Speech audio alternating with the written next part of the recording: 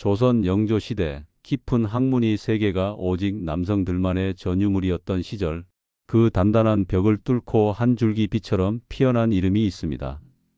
바로 임윤지당 임씨 부인 그녀의 이야기입니다. 많은 이들에게 낯선 이름일 수도 있으나 그녀의 지성과 학문적 깊이는 당대의 어떤 남성 유학자 못지않게 빛났습니다. 감히 여성 성리학자라 부를 수 있는 그녀의 삶은 조용히 빛을 발하다가도 격렬한 바람에 흔들리며 마침내 시대의 한계를 넘어선 위대한 기록으로 남아 있습니다.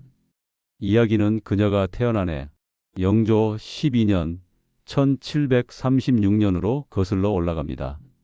그녀의 고향은 지금의 평양이었고 그녀의 아버지는 진사를 지낸 임적이라는 분이셨습니다. 어머니는 당시 이름 높은 학자였던 김창숙의 딸이었습니다. 임윤지당은 이렇듯 학문의 향기가 가득한 집안에서 태어났습니다. 그녀의 위로는 성주라는 오라버니가 있었고 아래로는 정주라는 남동생이 있었습니다. 이 두 오라버니와 남동생은 훗날 그녀의 학문을 세상에 알리는 든든한 조력자가 되어주는데, 특히 오라버니 성주는 그녀의 삶에 가장 큰 영향을 준 존재였습니다. 집안의 분위기 자체가 학문을 숭상하고 책을 가까이 하는 것이었으므로 그녀는 자연스럽게 어린 시절부터 책을 손에서 놓지 않았습니다. 어린 윤지당은 여느 또래 아이들과는 달랐습니다. 붓을 들고 글씨를 익히는 것보다 사서삼경의 깊은 뜻을 이해하려 애썼습니다. 아버지와 오라버니가 나누는 학문적인 대화를 곁에서 듣고 그들의 서가에 꽂힌 책들을 하나하나 읽어 나갔습니다. 당시의 관습에 따르면 여인들은 시집을 읽고 바느질을 배우는 것이 당연했지만 윤지당은 그 길을 택하지 않았습니다. 그녀의 마음속에는 이미 학문을 향한 뜨거운 열망이 자리 잡고 있었던 것입니다. 글을 읽고 쓰는 것에서 그치지 않고 그 속에 담긴 의미를 깊이 탐구했습니다.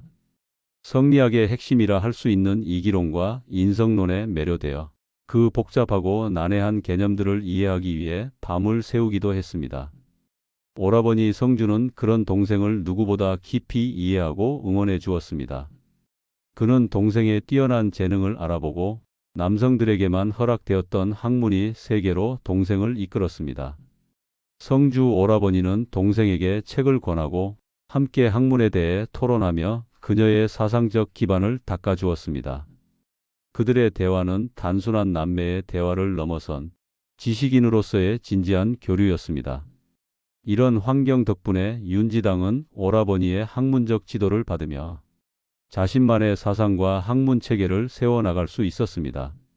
하지만 이 모든 것은 집안이라는 울타리 안에서만 가능한 일이었습니다. 여성으로서 세상 밖으로 나아가 자신의 학문을 펼치는 것은 상상조차 할 수 없는 시대의 한계였습니다. 20살이 되던 해 그녀는 신창 현감을 지냈던 남정엽의 아들인 신광유와 결혼했습니다. 혼인 이후에도 그녀의 학문적 열정은 식지 않았습니다. 오히려 남편의 집에서도 학문에 정진할 수 있도록 배려를 받았습니다. 남편 신광유 역시 학문을 좋아하는 선비였고 아내의 지성과 재능을 존경했습니다. 그는 아내가 책을 읽고 글을 쓰는 것을 적극적으로 지지해 주었고 심지어는 아내의 학문에 깊은 감명을 받아 스스로도 더 정진하는 계기로 삼았다고 합니다. 그들은 단순한 부부가 아니라 학문을 통해 정신적인 교감을 나누는 동반자였습니다. 하지만 그녀의 삶은 순탄하지만은 않았습니다.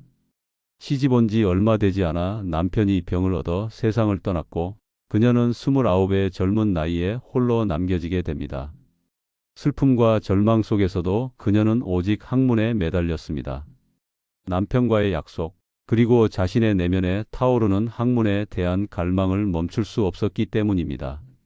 임윤지당의 학문적 깊이는 그녀의 인성론에서 가장 뚜렷하게 드러납니다. 그녀는 당시 주류 성리학자들의 인성물성론을 비판적으로 수용하며 자신만의 독창적인 이론을 정립했습니다. 당시의 학계에서는 인간의 본성인 인성과 동물의 본성인 물성이 서로 다르다고 보았습니다. 하지만 임윤지당은 인간과 만물이 모두 같은 근원인 이와 기를 통해 존재하며 따라서 인간의 본성과 만물의 본성은 본질적으로 다르지 않다고 주장했습니다.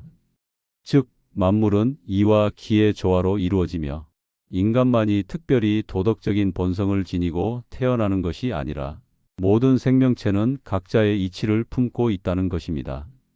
이러한 그녀의 주장은 매우 파격적인 것이었습니다. 당시 지배적인 가치관은 성인군자만이 진정한 도덕적 존재이며 그 외의 존재들은 열등하다는 인식을 가지고 있었는데, 임윤지당은 모든 존재가 그 자체로 존귀하고 평등하다는 사상을 펼쳤기 때문입니다. 특히 그녀는 남성과 여성의 본성이 본질적으로 다르지 않다는 주장을 폈습니다. 당시 여성들은 학문에 대한 재능이나 도덕적 능력이 남성에 비해 열등하다는 편견에 갇혀 있었는데, 그녀는 남녀 모두에게 동일한 본성이 부여되었으므로 학문을 익히고 도덕을 함양할 수 있는 능력 역시 평등하다고 역설했습니다. 이는 당시의 사회적 통념에 정면으로 도전하는 혁명적인 사상이었습니다. 홀로 된 후 그녀는 더욱 학문에 정진했습니다. 임윤지당이라는 호는 이때부터 사용하기 시작했는데, 이는 그녀의 이름이 아닌 존경의 의미를 담은 호칭입니다. 그녀는 집안의 가르침을 따라 율곡 이이의 학문을 깊이 연구했습니다. 율곡의 학문은 이와 기가 서로 분리될 수 없는 하나이며, 이가 기를 타고 발현된다는 이통기국 사상을 중심으로 하는데, 임윤지당은 이 사상을 더욱 심화시켜 자신만의 독창적인 철학을 발전시켰습니다. 그녀의 글 곳곳에는 율곡의 사상을 계승하면서도 한 발 더 나아가 자신의 깊은 통찰을 담아낸 흔적이 역력합니다. 그녀의 학문적 성취를 보여주는 가장 중요한 저술은 바로 임윤지 당유고에 실린 논어언해와 맹자언해입니다. 이 책들은 유교 경전을 한글로 풀어 쓴 것으로 당시의 언어와 글자로 어려운 성리학의 내용을 쉽게 이해할 수 있도록 한 것입니다. 특히 그녀는 논어언해에서 공자의 가르침을 여성의 시각으로 재해석하기도 했습니다. 그 중에서도 여성은 학문을 할 수 없다고 하는 당시의 주장에 대해 그녀는 인간의 본성은 남녀가 다르지 않으니 여성도 학문을 할 수 있다고 반박하며 여성의 교육기의 박탈이 사회적 편견 때문임을 지적했습니다. 하지만 그녀의 학문이 세상에 알려지기까지는 많은 시간이 필요했습니다. 그녀는 평생을 학문에 헌신했지만 그 성과를 세상에 내놓을 수 없었습니다. 오직 오라버니 성주와 남동생 정주, 그리고 몇몇 친지들만이 그녀의 글을 읽고 감탄할 뿐이었습니다. 당시의 사회는 여성이 쓴 글을 학문으로 인정해 주지 않았고, 심지어 여성이 학문을 하는 것 자체를 금기시했습니다. 만약 그녀의 글이 세상에 알려졌다면 그 파장은 엄청났을 것이고, 아마도 그녀는 사회로부터 외면당하고 비난을 받았을 것입니다.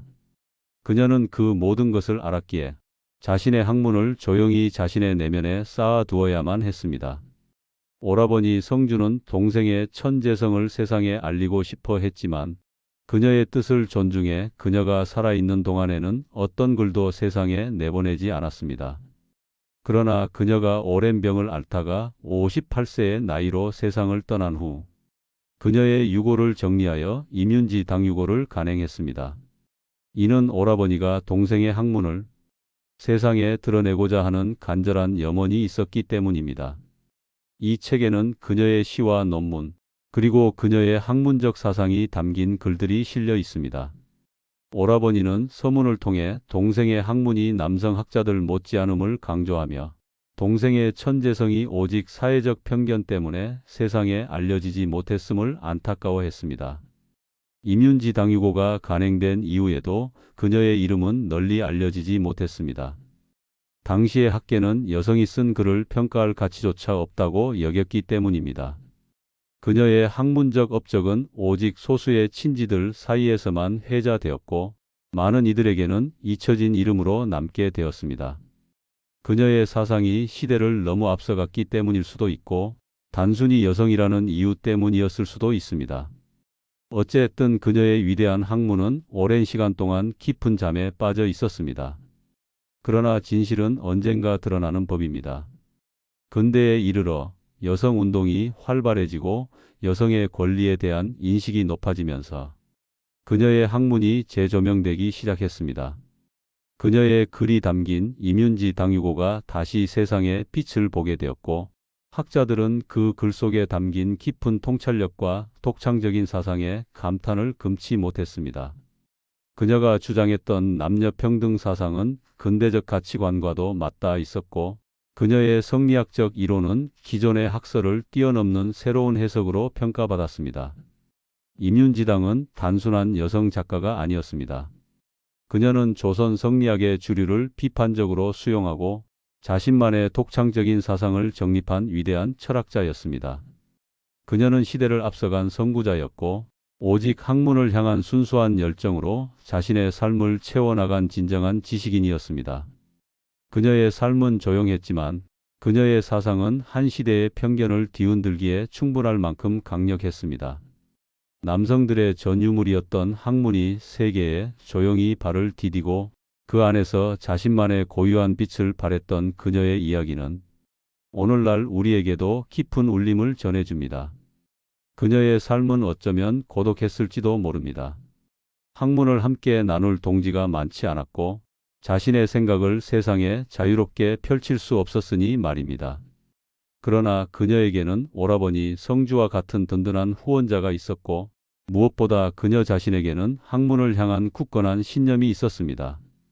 그녀는 시대를 원망하거나 자신의 처지를 비관하지 않았습니다. 주어진 환경 속에서 묵묵히 자신의 길을 걸어갔고, 그 결과 위대한 학문적 유산을 남길 수 있었습니다. 그녀의 삶은 우리에게 진정한 배움의 가치와 함께 어떤 역경 속에서도 자신의 신념을 잃지 않는 용기를 가르쳐 줍니다. 임윤지당 임씨 부인, 그녀의 이름은 비록 조선 시대의 역사 속에서 크게 빛을 발하지 못했지만 그녀의 사상과 정신은 수백 년의 시간을 넘어 지금도 우리에게 살아 숨쉬고 있습니다. 그녀는 우리에게 학문의 깊이가 남녀를 구분하지 않으며 진정한 지성은 시대의 한계를 뛰어넘는다는 것을 몸소 증명해 보였습니다. 그녀의 삶은 마치 한 편의 감동적인 다큐멘터리처럼 깊은 울림과 함께 우리의 마음에 오래도록 남아 있을 것입니다.